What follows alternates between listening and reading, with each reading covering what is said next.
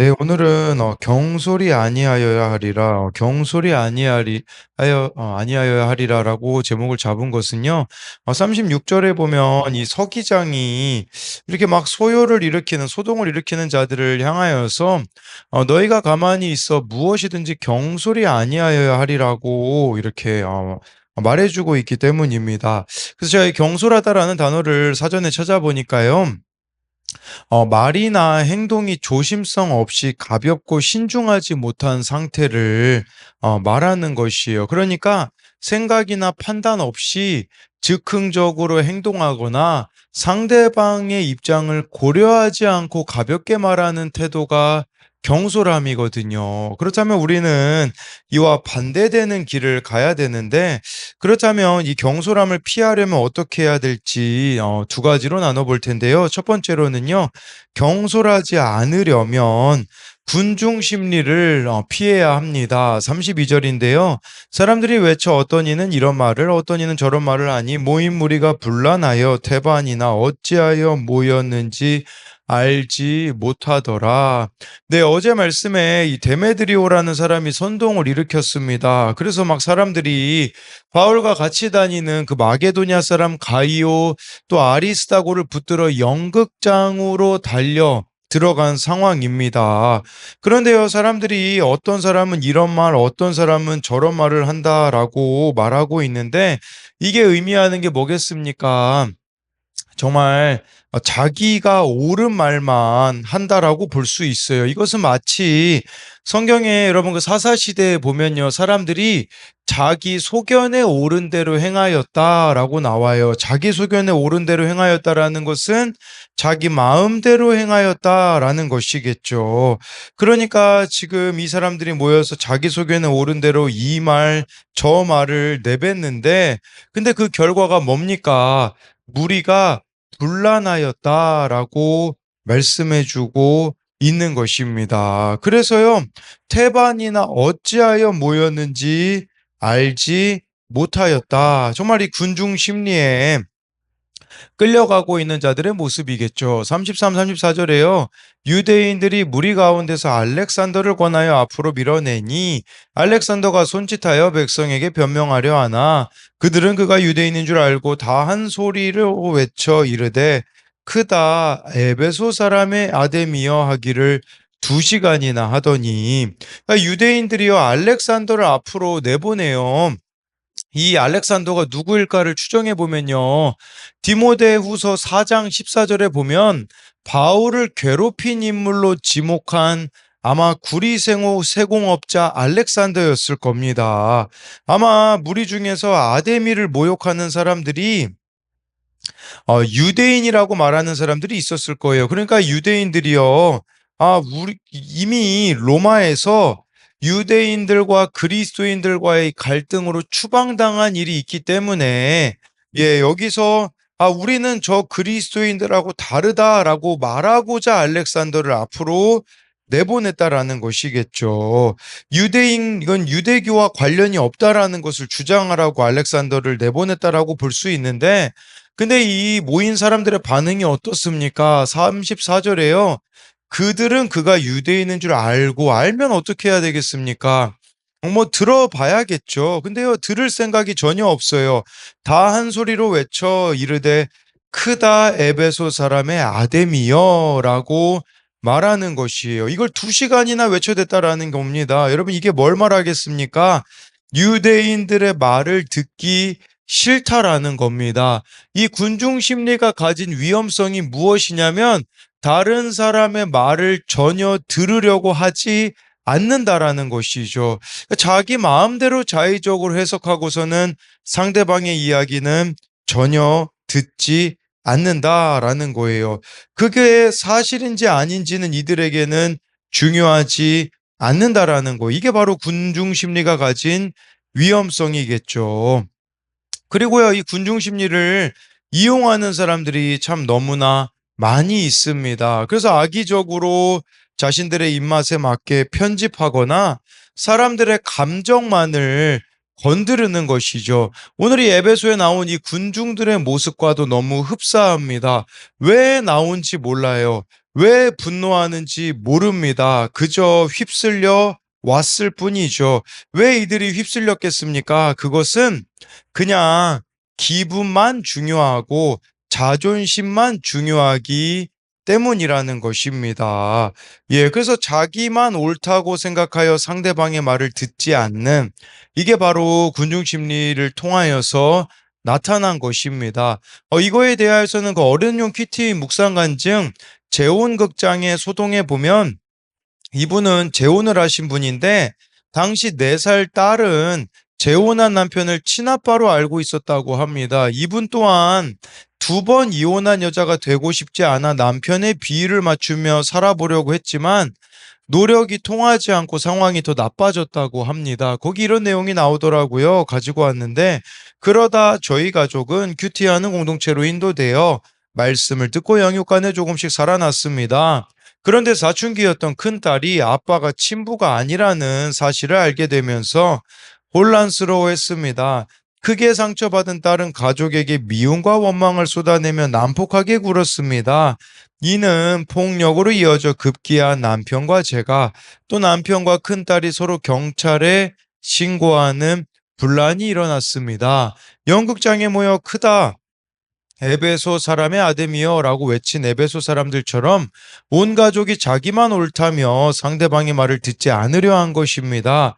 그러나 서기장과 같이 중재자가 되어준 공동체 덕분에 저희 가족은 비난을 그치고 재혼 가정의 현실을 인정하게 되었습니다. 또 마음대로 이혼하고 재혼한 제가 큰딸의 심령을 상하게 한 문제 부모임을 깨닫고 회개했습니다. 라고 하더라고요. 그리고 여기서 온 가족이 자기만 옳다며 상대방의 말을 듣지 않으려고 하는 것처럼 우리 또한 정말 나만 옳다라고 외치며 상대방의 말을 듣지 않으려고 하고 있지 않는가를 보자라는 거죠. 그리고 오늘 우리가 이 말씀을 통해서 한 가지 더 살펴볼 게 있는데, 그건 뭐냐면요. 이 분란을 일으킨 사람이 누구입니까? 데메드리오죠. 근데 데메드리오가요, 오늘 말씀해 보면요, 어디 갔는지 나타나 있지 않습니다. 아마 나타날 수도 없었을 거예요. 왜냐하면 이렇게 사태가 심각해진 것을 그는 몰랐겠죠. 그리고 책임을 져야 할 수도 있겠다 싶어서 데메드리오가 숨어 있을지도 모릅니다. 이처럼 무책임한 모습을 또 보여주는 것이 오늘 말씀에 보면 나타나 있습니다. 그래서 이것에 대한 2가지 적용도요. 자기 소견에 옳은 대로 하려기에 가정과 공동체 가운데 분란이 일어나고 있지는 않습니까? 그래서 이 32절에 보면요.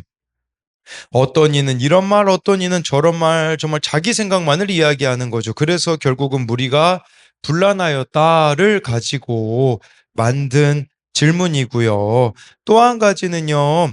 군중들이 크다 에베소 사람의 아데미어만을 외쳐대듯이 내 감정, 내 자존심만 중요하기에 상대방의 의견을 전혀 들으려 하지 않고 내 의견만 주장하고 있는 모습은 무엇입니까? 2시간 동안이나 외쳤다고 하지 않습니까? 얼마나 참 답답했겠습니까? 이렇게 그냥 들으려고 하지 않는 태도를 취했을 때.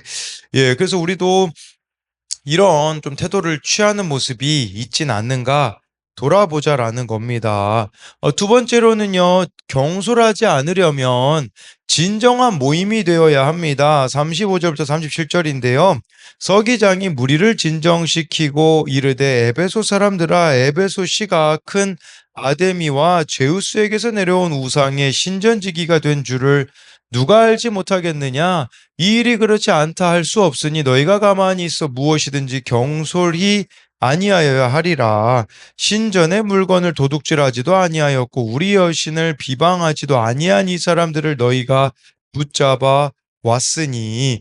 서기장이 나타나서요 무리를 진정시켜요. 그리고요 35절에 보니까 에베소 사람들아, 에베소시가 큰 아데미와 제우스에게서 내려온 우상의 신전지기가 된 줄을 누가 알지 못하겠느냐라고 말하고 있어요. 근데 여러분, 여기서 이 진정시키다라는 단어가 원어로 보면요, 제자리를 떠나 무질서하게 마구 튀어나온 것을 제자리에 놓아두다라는 거예요. 그러니까 이것은 잃어버린 질서를 회복하다라는 의미가 있는 것이에요. 그리고 36절에요. 이들에게 경솔이 아니하여야 한다라고 말해 주는데 충동적이거나 성급하게 생각 없이 품위를 잃는 행동을 하지 말라는 것입니다.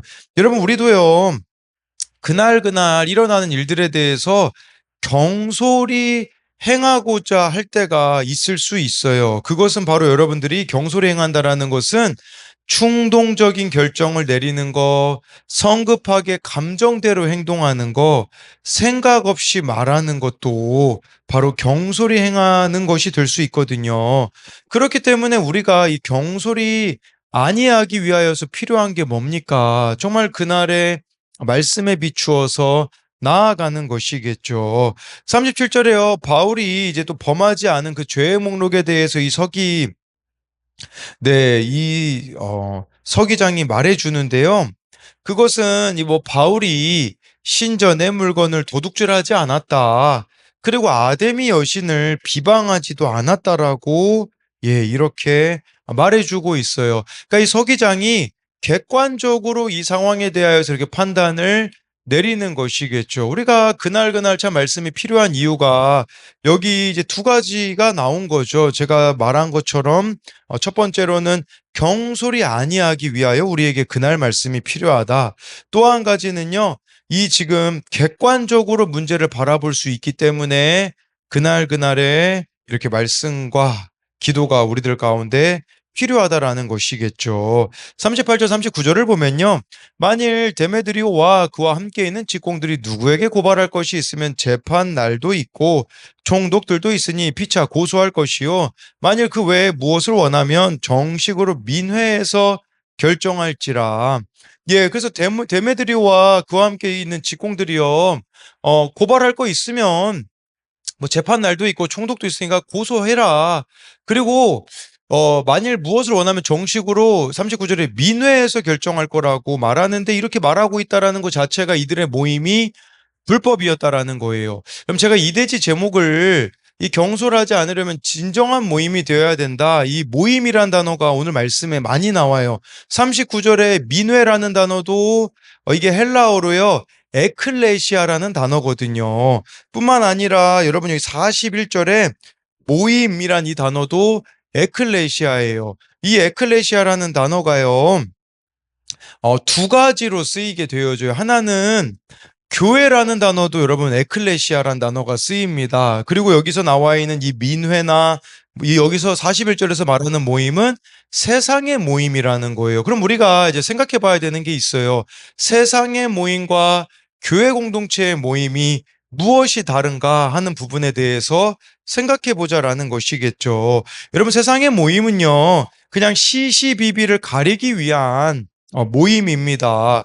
그래서 이런 모임은요, 41점처럼요, 흩어지게 되어질 수밖에 없어요. 왜 그럴까요? 사람들이요, 자신의 이익에 따라서만 움직이고 자기의 옳고 그름만을 내세우기 때문에 결국에는 흩어질 수밖에 없다라는 거겠죠. 이 흩어진다라는 것 자체가요, 마치 창세기 11장에 그 바벨탑을 쌓는 것처럼 있잖아요. 서로가 하나가 되지 못한다라는 겁니다. 그러나 여러분 교회는 어떻습니까? 정말 오순절 그 마가다락방에 사람들이 성령 받고 나서 어땠습니까? 하나가 되어지는 것을 보게 되는 것이겠죠. 이 군중 속에 끌려온 그 바울과 함께하였던 가이오와 아리스다고가 바로 이 에클레시아 세상으로부터 부름받은 모임이라는 겁니다. 여러분, 교회는요, 주님으로부터 부름받은 사람들의 모임이자 주님이 주인으로 모신 사람들의 모임이죠. 그렇기 때문에 여러분, 우리가 주일에 함께 모여서 같이 예배하며 뿐만 아니라 월요일부터 토요일까지는요, 주어진 역할에 순종하며 평범해 보이는 일상을 주님이 주인이 되신 상태로 살아가는 자들이 되어져야 한다라는 겁니다. 뿐만 아니라 우리들의 이 모임은요, 그 결론이 41절처럼 흩어지는 것이 아니라 세워가고 하나 되어가는 모임이 되어야 한다라는 것이에요. 다른 사람에 대해서만 시시비비를 가려주는 그런 세상 모임이 아니라 내 자신에 대하여서도요, 이 시시비비를요, 바르게 말씀을 통해서 공동체를 통하여서 따지게 되어서 서로가 그렇게 세워져 가는 것이 교회 공동체라는 것을 기억하는 우리가 되었으면 좋겠습니다. 그래서 이것에 대한 두 가지 적용 질문도요. 오늘 내가 말씀을 통해서 객관적인 시각으로 바라보며 경계해야 할 것은 무엇입니까? 이것은 그 36, 37절에 우리가 아까 그 말씀이 있어야 경솔이 아니 행할 수 있다라는 부분과 또 객관적으로 문제를 볼 수 있다라는 것이겠죠. 그 다음에 또 한 가지 적용 질문은 교회 공동체를 통해 자기 객관화가 이루어지며, 그래서 여러분 그 세상 모임은 다른 사람의 시시비비만 가린다고 했잖아요. 근데 교회 공동체는 자기 객관화, 이 자기 시시비비를 따지는 것들이 이루어지며 뿐만 아니라 세상의 모임은 아까 41절에 흩어진다라고 하였는데, 우리 정말 교회 공동체 모임이 하나됨을 경험하고 있는가, 하나 되어지고 있는가도 생각해 보자라는 거죠. 그래서 오늘 말씀을 요약하자면 경솔하지 않으려면 첫째로 군중 심리를 피해야 합니다. 정말 이 에베소 사람들의 모임은 다른 사람의 말을 듣지 않으려고 하고 있는 또 그런 모습들에 대해서 우리가 나눠봤죠. 또 경솔하지 않으려면 두 번째로요, 진정한 모임이 되어야 합니다. 이 모임이라는 단어가 에클레시아인데 세상의 모임뿐 아니라 교회 이 공동체를 말하는 것인데, 정말 우리 교회 공동체가 다름이 있는가를 보자라는 것으로 설명을 드렸습니다. 기도하겠습니다. 살아계신 하나님, 오늘 말씀에 정말 사람들이 모이지만 자기 이야기만 합니다. 이런 말을 하고 저런 말을 하니 분란할 수밖에 없는, 또 왜 모였는지도 알지 못하는 군중 심리에 끌려다니는 이 에베소 사람들의 모습을 봅니다. 그리고 이 군중 심리에 끌려다니는 사람은 절대 다른 사람의 이야기를 듣지 않겠다고 2시간이나 자기 이야기만, 크다 에베소 사람의 아데미어만 반복해서 말하는 이 군중 심리에 우리도 끌려가지 않을 수 있도록 하나님 은혜를 베풀어 주시고, 뿐만 아니라 우리가 정말 다른 사람의 이야기를 귀 기울여 들을 수 있는 사람이 되게 하여 주옵소서. 뿐만 아니라 이 서기장이 이 사람들에 대하여서 경솔이 아니하여야 하리라 라고 하며 객관적으로 문제를 바라볼 수 있게 해 줌을 봅니다. 뿐만 아니라 정말 여기서 이 민회라는 단어, 모임이란 단어가 나오는데 세상의 모임은 흩어질 수밖에 없음을 봅니다. 그런데 이 모임이라는 단어가 성경은 교회를 가리킬 때도 사용되어집니다. 정말 이 교회 공동체가 세상의 모임과 달라야 하는데, 지금 이 시대 가운데 세상 모임이나 교회 모임이나 별반 다를 바 없이 정말 자기 옳은 이야기들만 하고 있지는 않습니까? 정말 시시비비, 다른 사람의 시시비비만 따지는 것이 되어지는 게 아니라 말씀 앞에서 공동체를 통해서 자기 객관화가 이루어지며 서로 하나가 되어지고 세워지는 그 모임이 교회가 되게 하여 주실 것을 믿으며 살아계신 예수님 이름으로 기도드립니다. 아멘.